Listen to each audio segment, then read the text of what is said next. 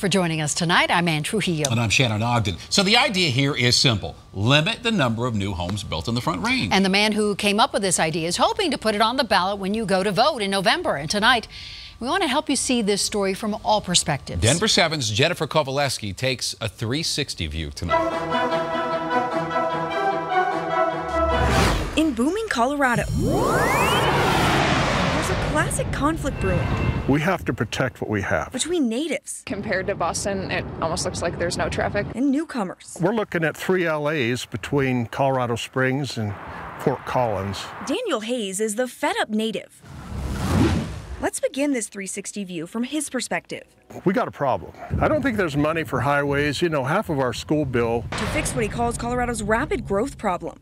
He's funding a new ballot initiative that would cap new home construction to 1% for 2 years in 10 Colorado communities from Larimer to Denver to Douglas counties. I think we'll get a lot of good jobs, like Amazon would be a whole lot more apt to move here if we were controlling housing growth. It's called Ballot Measure 66 and still needs sign-off from the state Supreme Court.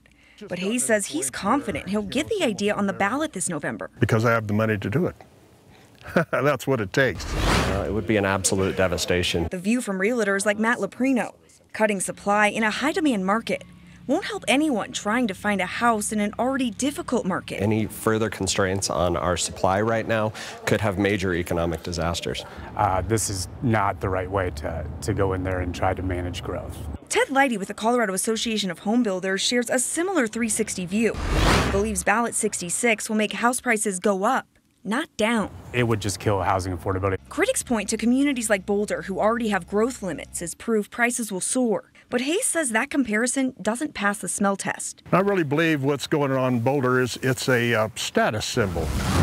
Comparing Boulder with, say, Arvada is like comparing Vail to Arvada. No matter which side of the debate you land on, Colorado native or Colorado newcomer, soon it could be up to you, the voters, to decide what kind of growth works for our state. And Coloradans want Coloradans to be able to afford good housing. Look at the facts. Dig into it. Don't just vote for all the advertising. Developers are going to outspend us, 10, 20 to 1. Look at the facts.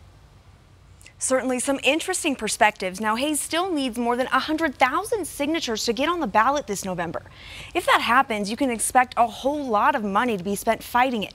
Denver, Douglas, and Weld counties, which have seen new construction rates above 2%, could see some of the biggest impacts from this measure.